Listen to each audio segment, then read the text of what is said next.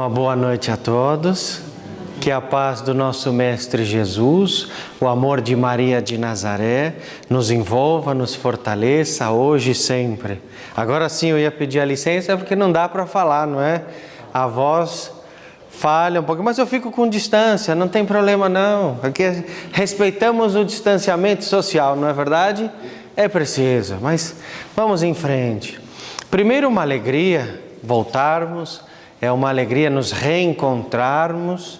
Já vinha a saudade de vocês aqui, o nosso querido amigo também, não é? De podermos, nesta fase que o mundo passa, de isolamento social, agora nós precisamos reeducar-nos para o convívio social novamente, né? E nesse fator, a doutrina espírita vem com uma tarefa importantíssima, porque nessa reaproximação, neste reencontro do novo normal, de convivermos com máscaras, com luvas, e lava a mão e álcool gel, e depois tem que lavar o álcool gel que já passamos no shopping, na farmácia, na loja, no posto de gasolina, é uma mistura de álcool gel na mão, não é? É assim, é o novo normal, mas é necessário.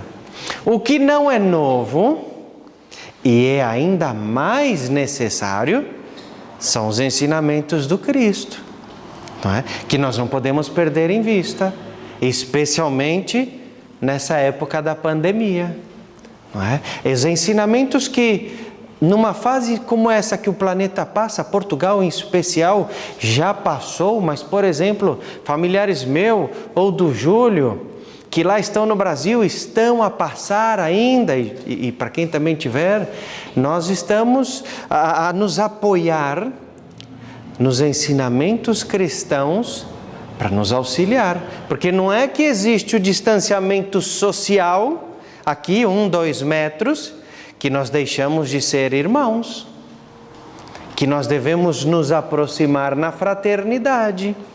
E, acima de tudo, a aproximação moral de espíritos afins para poderem crescer juntos. Porque, afinal de contas, depois desta tempestade da pandemia, deve vir a tranquilidade do amor, não é? Então, é um momento importante que a humanidade passa. Considerando tudo isso, nós escolhemos aqui uma passagem evangélica que encaixa bastante, que nos dá muita reflexão. Provavelmente todos vocês já ouviram falar do óbolo da viúva. Alguém não ouviu falar dessa passagem? Não conhece? Não se preocupe que nós vamos comentar aqui. Para quem não conhece. Para quem já a conhecer, me ajude para que juntos a gente consiga trocar algumas ideias e reflexões do que aqui está escrito. Eu nem trago o meu evangelho porque ele é uma edição brasileira e a gramática muda, né? Já prefiro usar uma edição portuguesa que facilita, porque muda mesmo, né? Eu uso a tradução do Salvador Gentili e as palavras são diferentes, né? Aqui, eu vou ler um pedacinho e nós vamos comentar juntos. Nós vamos refletir juntos, que é mais fácil, é mais profundo. Está no capítulo 13, que a vossa mão esquerda não saiba o que dá a vossa mão direita. Antes até de mais nada, quem colocou o óbolo da viúva neste capítulo foi o nosso mestre Allan Kardec. Na codificação, no trabalho de organização da doutrina, ele encaixou essa lição profunda neste capítulo.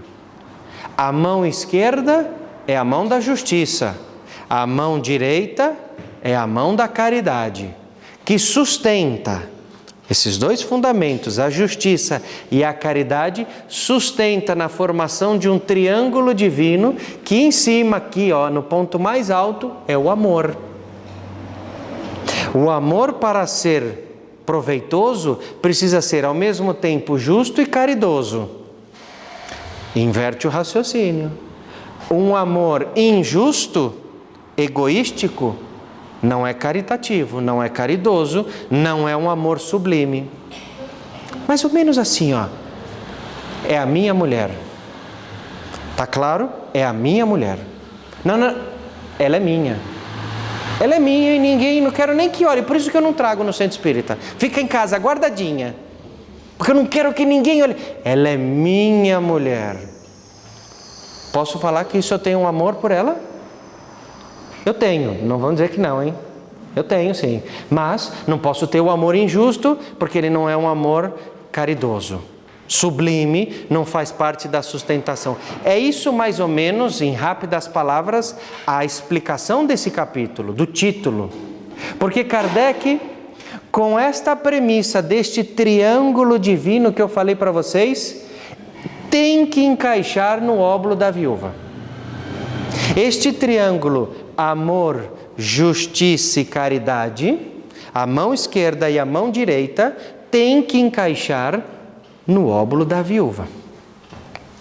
Senão, poderíamos cogitar a dizer que Kardec estava errado.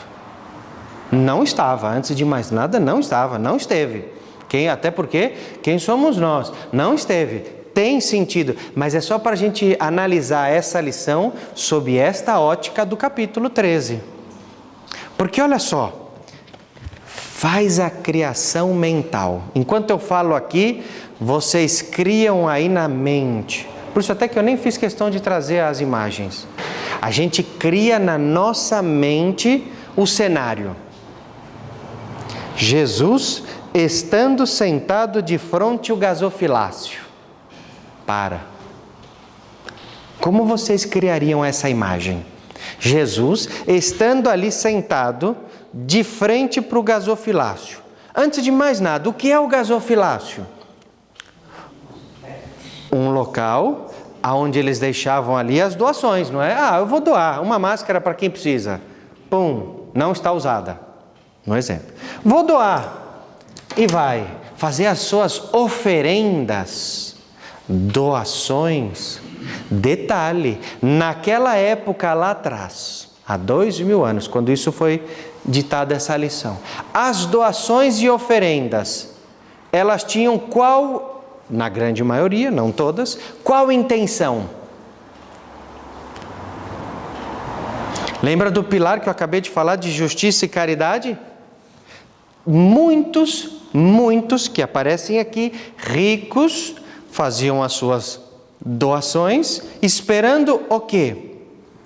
Algo em troca.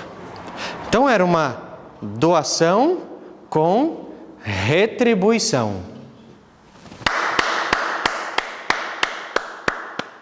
Olha só que boa pessoa. Desculpa se eu assustei alguém. É só para ver se não tem ninguém a dormir. Não é? Doa. Olha aquele fulano. Boa gente ele, hein? Olha que homem bom. Doa aqui uma saca de moedas. Reconhecimentos, palmas, elogios, favores e etc. Era uma época que não tinha muitas compras e vendas. Na realidade era o escambo, as trocas, que predominava.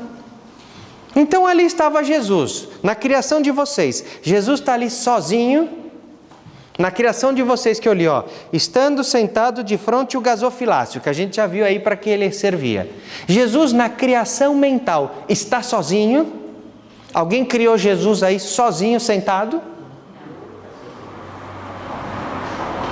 Não, eu também na minha criação eu também não fiz. Até porque pouquíssimos, raros momentos Jesus esteve só. Enquanto esteve encarnado, sempre acompanhado ali de muita gente. Sempre encarnados e desencarnados. Mas no caso dos encarnados, Jesus está ali sentadinho, num sábado à tarde. Sábado fez muito calor, não fez? Fez acho que mais que no domingo. Tive essa impressão, não sei vocês. Fez, não é? Imagina um sábado à tarde, aquela temperatura agradável que foi, quente, Jesus ali sentado e todo mundo à volta dele. Qual teria sido o diálogo? O que eles estariam a fazer? Sentadinhos ali a passar calor do lado do Cristo? Era essa a intenção? E o que eles estavam a fazer na frente do gasofilácio?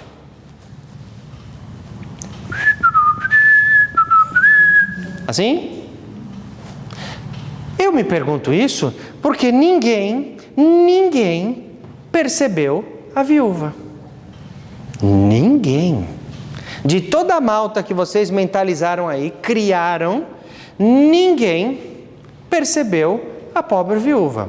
Mas, com certeza, alguém percebeu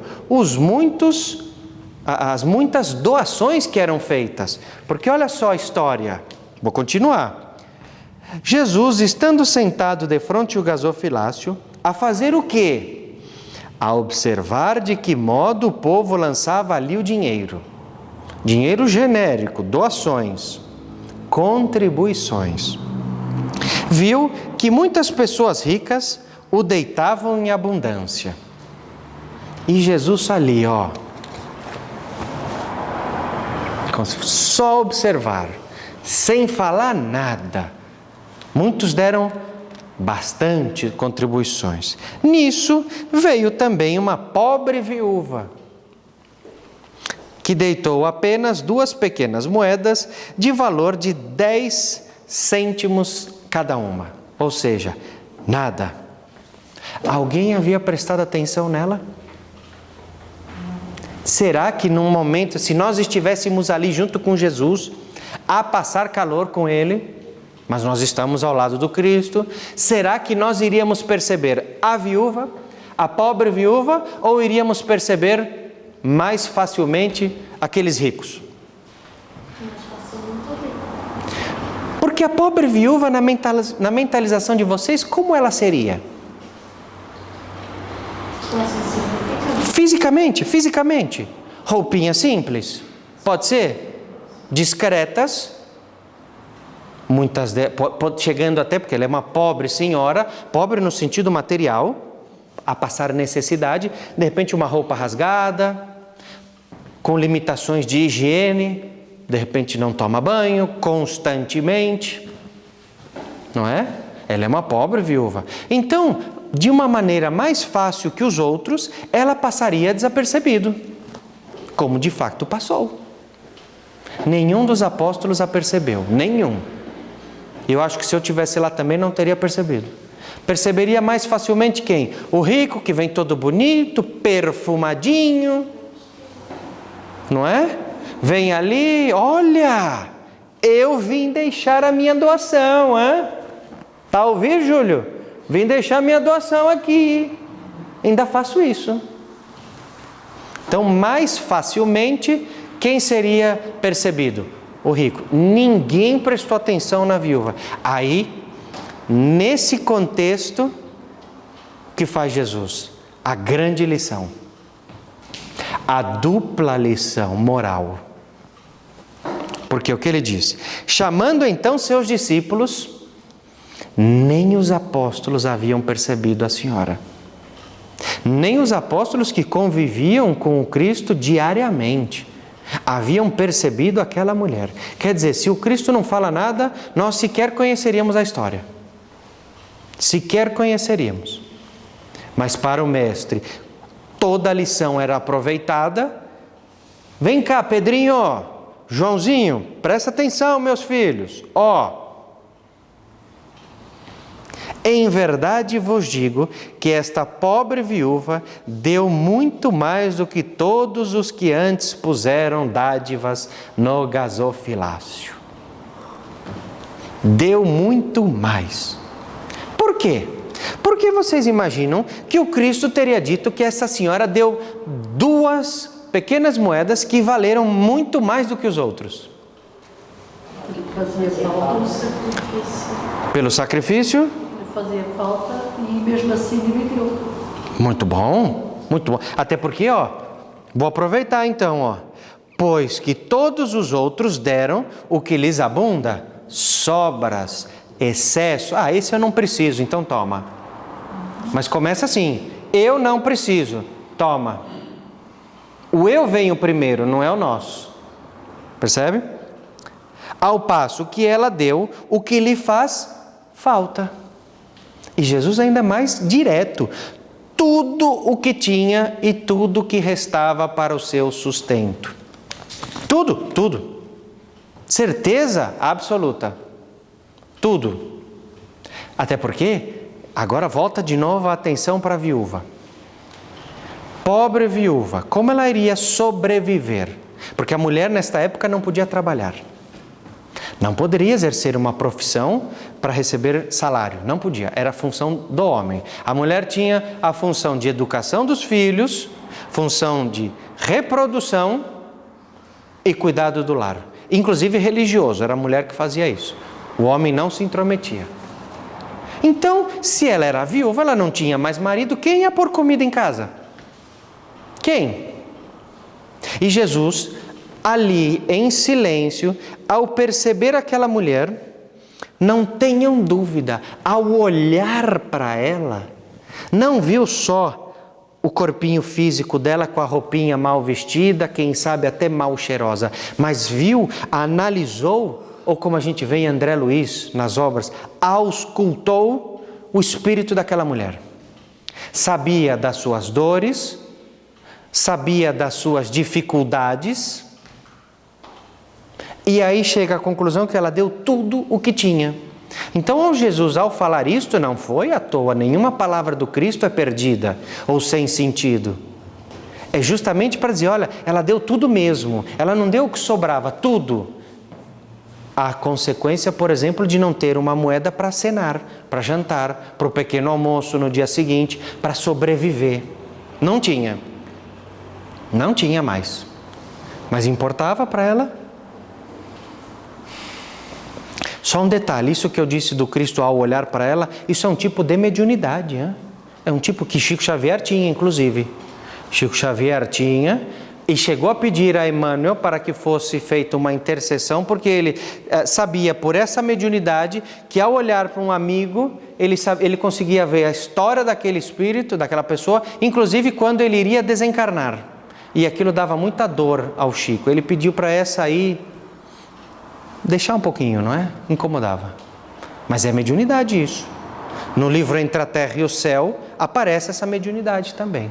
Tá ok? Só para que vocês tenham... Quando eu disse que ao olhar o Cristo, ao olhar para aquela mulher, conseguiu ver toda a história da vida dela, para chegar a essa conclusão. Ela deu tudo, tudo mesmo. E aí está a lição moral, a primeira de duas. São duas aqui. A primeira, se essa senhora deu tudo o que tinha, tudo o que restava para a sua sobrevivência, o que importava mais para ela? Porque afinal de contas o gasofilácio vamos imaginar como um local onde as contribuições eram depositadas. Sabia-se para quem essa contribuição iria? Aquela viúva teria como saber para quem iria a doação? Não, ela não sabia se ia para mim, se ia para Eni, se ia para outro, se ia para Maria, não sabia. Faria diferença isso para ela? Fez diferença isso para ela? Qual era a sua intenção? Ajudar. Já começa por aí. Já começa aí. A intenção por ser ajudar, ajudar quem? O outro ou a si mesma? O outro. Mas quem é o próximo? Ao mesmo tempo que o meu próximo é todo mundo, são todos, são os meus irmãos, o meu próximo eu não sei quem é. Mas eu também não preciso saber, eu preciso ter incorporado em mim a intenção de ajudar. Independente se eu vou ajudar ela, ele ou ele, eu quero ajudar. Por isso que Clarencio dizia a André Luiz, quando o trabalhador quer trabalhar, está pronto, o serviço aí está. Porque quem quer servir não escolhe, quer servir, não quer escolher o serviço. Aí, essa senhora, ela quer ajudar, ela quer contribuir, ela sabe que se há pessoas, tanto quanto ela, que passam fome, passam frio, passam necessidades, e doa ali as moedinhas. A quantidade importava? 2 pequeninas moedas, fez diferença? Então aqui, ó, a primeira lição moral. O que importa não é a quantidade, mas sim qualidade. É o primeiro ensinamento aqui. Se ela tivesse deixado uma moedinha, a ideia era a mesma. 5 moedinhas, a ideia era a mesma. Porque ela deu tudo o que ela tinha, tudo o que lhe restava para o seu sustento. A ideia era contribuir. Então a quantidade não é o fator importante. Vamos trazer para o nosso dia de hoje para ver se encaixa essa ideia? Eu tenho uma amiga no Brasil, ela falava isso quando eu morava lá. Ela dizia assim: Marcelo, eu faço oração 3 vezes por dia, manhã, tarde e noite, para eu poder me libertar das imperfeições e etc. Falei, maravilha. Ainda digo, se puder fazer mais, faz mais. Às vezes 3 não basta. É a quantidade de oração que vai nos libertar das nossas imperfeições? É a qualidade, não é? Posso fazer oração a caminhar ali pelo passeio? A cruzar pela rua? Eu só dou um conselho, faça de olhos abertos. Senão é perigoso, não é? Pai nosso que estás nos céus, e aí vai, fé cega não pode. Mas eu posso fazer oração a qualquer instante, não é? Então não depende a quantidade, se é manhã, se é tarde, se é noite, se é quantas vezes, mas sim a qualidade da oração que eu vou colocar o meu sentimento, a minha fé, a minha sintonia mental, tudo aquilo que a gente aprende da eficácia da prece. E caridade também é assim? E caridade também conta o raciocínio? Também encaixa? É pela quantidade de caridade que eu vou ter a minha salvação? Lembra que eu falei que esse item está dentro do capítulo da justiça e da caridade? Por isso que esses exemplos. É pela quantidade de caridade que eu vou ter a minha salvação? É pela genuidade. Como? A genuidade que eu quero. Pois, claro. Então, observemos que se eu tiver a oportunidade, como todos nós temos, de praticar a caridade, não devo fazer da melhor maneira. Da melhor maneira que eu puder, doar aquilo que de melhor eu tiver. Mas eu não tenho nada. Isso chegou a acontecer com Bezerra de Menezes. Chegou um homem a pedir ajuda porque a esposa havia desencarnado e ele não tinha trabalho, não tinha dinheiro para fazer o velório dela. Desesperado. E ainda para agravar mais a situação, 2 filhos pequenos. Lindos casos de Bezerra de Menezes está essa história. Ramiro Gama. Que falar para um homem desse? Foi lá falar com Bezerra de Menezes. Bezerra, o anel já tinha ido embora, não tinha 1 cêntimo para dar para o homem. O que fazer? Não é quantidade, é qualidade, não foi que nós vimos aqui? O que fazer? Se fosse com vocês, um homem desse, desesperado, desestruturado, perdeu a esposa, viúvo também, ó. E aí? O que falar? Uma oração, muito bom. Tinha que se fazer um peditório, talvez. Também. Sabe o que o Bezerra fez? Abraçou o homem. Abraçou mesmo. Peito com peito aqui, ó. Carinho. Imagina que naquele instante dava até para sentir os batimentos cardíacos, porque quando a gente está agitado, não é? O coraçãozinho não bate mais rápido? Tum, tum, tum, tum, tum. Acho que o Bezerra conseguiu perceber isso. E ó, abraço. Aquele gesto de carinho, de confiança, o homem se acalma, se renova na transmissão de força, porque não vamos pensar que passe é só aqui em posição das mãos, é transmissão de energia, o homem sai dali renovado. Ele continua com o coração amargurado, com dor pela perda da esposa, mas com fé renovada. Amanhã será um novo dia. Como dizia Chico Xavier, tudo passa. Conseguiu emprego, explicou a situação ao chefe, que antecipou parte do salário. 1 semana depois ele volta lá para encontrar Bezerra de Menezes e contou que conseguiu fazer o velório da esposa. Foi pelo abraço do Bezerra? Não sei. Fica na interpretação de cada um. Mas que Bezerra de Menezes ajudou esse homem, eu tenho certeza. Porque não é quantidade, ele não deu nada. Esse era o gasofilácio do Bezerra de Menezes. Aquele homem desesperado é o gasofilácio do Bezerra de Menezes. E o Bezerra é a viúva. Como nós temos o nosso gasofilácio e nós somos as viúvas. Como uma forma de expressão. Nós também somos convidados a fazer a nossa contribuição aqui, ó. Se não é com dinheiro, porque eu não tenho condições, eu posso contribuir com o quê?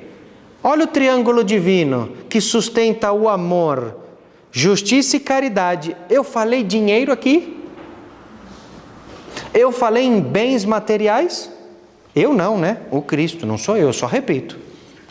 O que eu posso transmitir de bom é a minha contribuição no gasofilácio da minha vida. O que eu puder contribuir para o outro já é o teste em que eu sou a viúva a doar para o semelhante. E aí não se esqueçam, não é quantidade, é qualidade. É qualidade. Até doar tempo. E o tempo é uma das mais difíceis doações. De escutar alguém aqui a falar. Hoje em dia a vida é tão acelerada, nós nunca temos tempo para nada, não é? Eu tenho que ir porque vai fechar, eu tenho que fazer isso porque não vai dar tempo, eu tenho que fazer aquilo, eu tenho que levar filho na escola, eu tenho que voltar ao supermercado, e de repente é meia-noite. Tenho que dormir porque amanhã é outro dia. Quem é o Senhor do nosso tempo somos nós mesmos, que administramos a nossa rotina e a nossa vida. Se nós não contribuirmos algo no bem, não vamos receber merecimento do bem. E se eu não contribuo algo bom, não tenham dúvida, eu não fico em cima do muro. A mulher ou está grávida ou não está grávida. Não tenho meio gravidez. Embora eu tenho ainda, né? Não faleceu. Eu tenho uma cadela que teve gravidez psicológica. Deu um trabalho que vocês não imaginam. Mas ou está grávida ou não está. Não tem, ou eu faço o bem, ou eu faço o mal. O mal é a omissão do bem, chamado mal moral. É o deixar de fazer o bem já é um erro. Então ou eu faço ou eu não faço. Ou eu contribuo no meu gasofilácio ou eu fico quietinho. E se eu for contribuir, quando eu for contribuir, não é quantidade, é qualidade. Maravilha até aqui? Tranquilo? A segunda ideia desta lição aqui. O segundo ponto que Jesus implicitamente aqui é uma análise, a gente conclui. Quando Jesus chama os apóstolos para observarem a situação, antes de falar, chama e fala, Joãozinho, Pedrinho, vem cá, presta atenção nela. O que Jesus queria com isso? Ao chamar a atenção dos apóstolos que não haviam percebido aquela viúva, qual era a intenção do Cristo? Ver a essência do amor. Mostrar para eles que eles tivessem percebido a essência daquele ato de caridade, de justiça e de bondade. Bom, muito bem. Ao perceberem aquela atitude da viúva, mostra que o ensinamento, como tudo na doutrina espírita, o ensinamento ali da prática do amor, do triângulo, amor, justiça e caridade, o ensinamento não se limita a uma pessoa apenas, mas ele é coletivo. A ideia, a mensagem cristã não se prendia ao ato de caridade da viúva, mas servia de exemplo para todos. Aquela viúva ensinou sem falar, ensinou a demonstrar, demonstrando o que era a caridade. Então, esta ideia coletiva que nós precisamos ter, de não aproveitar apenas o eu, mas também o nós, no sentido de nos unirmos para a prática disto aqui, ó. Porque se os apóstolos não perceberam, é porque na essência de cada um deles ainda não estava clara a ideia da caridade, não por quantidade, mas sim por qualidade. Porque não chamou a atenção deles. O que nos chama a atenção, liga o nosso alerta aqui, ó. Espera lá que eu quero ouvir o que ele está a dizer. Nos interessa. É algo que por alguma razão chamou a nossa atenção e queremos aprender mais, queremos saber mais, queremos compreender mais do que aqui está. E os apóstolos não tinham percebido. Então, a mensagem, ela não se limita apenas ao mérito da viúva, mas também ao convite para que todos possamos ser como a viúva. É o aspecto coletivo. Meu avô diz lá no Brasil, uma laranja só não faz laranjada. Precisa da união da força, precisa de mais laranjas. Nós precisamos de mais braços fortes, precisamos de mais pessoas dispostas a praticar o bem, precisamos de mais exemplos positivos para nós e para os outros. Porque quem ensinava mesmo era ele, a gente aqui só repete. O mestre é esse aqui, nós somos apenas aprendizes, imperfeitos ainda. E na repetição, a gente acaba até por comprometer às vezes a mensagem. Por isso que é importante ter a fé raciocinada. Ao lermos isto aqui, além de nos admirarmos com a viúva, o respeito que ela merece, é o exemplo a ser seguido. É o exemplo para nós, num dia como hoje, que eu posso, a caminhar pelo passeio, eu já tenho oportunidade de praticar a caridade em frente ao meu gasofilácio. Eu posso vibrar pelo outro. Eu posso vibrar positivamente. Quantas pessoas aí hoje, olha, quantas almas retornaram à pátria espiritual pelo coronavírus? Da última vez que eu vi, mais de 600 mil. Se alguém tiver um número mais atualizado, mais de 600 mil espíritos. Quantas mães continuaram aqui chorando, a chorar por perderem os seus filhos? Quantos pais, quantos filhos, quantas famílias estão aí a chorar por essa separação momentânea? Nós não podemos vibrar por eles? E não precisa nem sair do lugar. Não é quantidade das palavras, não é nem quantidade da oração, que eu falei aqui manhã, tarde e noite, mas é a qualidade que eu possa vibrar por eles. Quantas pessoas perderam o emprego? O número cada dia mais aumenta. E olha, Portugal é um dos países, eu respeito, eu já tinha uma admiração grande por Portugal. Depois de tudo que eu vi aqui como português brasileiro, não é? Um português falsificado nascido lá. Não é? Nasci lá. Mas eu sou brasileiro, não tem jeito, né, Júlio? Nós podemos até ter o cartão de cidadão, mas a gente nasceu lá. Mas a admiração e o respeito pela ajuda que aqui foi prestada, de todos os órgãos, públicos e privados. Vocês têm acompanhado as notícias no Brasil? Fora eu e ele, quem mais é brasileiro aqui? Tem família lá? Pois. As notícias cada vez mais preocupam. Estou a mentir? Então, se observamos notícias assim, ó, é o nosso convite para vibrar por eles. Sejam nossos familiares ou não, que estejam no Brasil, países da América do Sul, países da África, Oriente, e assim vai. Aí já me perguntaram, pelo chinês também? Tem uns que o mundo criou uma prevenção muito grande com o chinês, também. E o americano? Também. O cristão não pode fazer diferença nenhuma. Nenhuma, absolutamente nenhuma. Tem que vibrar por todos eles. Com coração, hein? Com carinho. Está aqui, ó. É o gasofilácio. A pandemia não fui eu que comecei. Mas eu posso ajudar a melhorar a situação. Sou convidado como cristão, seguidor deste Senhor aqui, a trabalhar. Essa é a ideia. É essa a segunda mensagem que eu queria trazer, do aspecto coletivo que todos nós temos, do convite para nós, ao nos depararmos com o nosso gasofilácio, trabalharmos na melhora do outro, na nossa melhora também, porque é dando que se recebe. Senão não vou só querer receber não dá. Além de chato, é egoístico. Só receber não dá. Eu preciso doar primeiro. É assim. Tá bem? Muita paz, muita luz, muita força para todos vocês. Hoje e sempre, mais uma vez, obrigado por nós nos reencontrarmos novamente.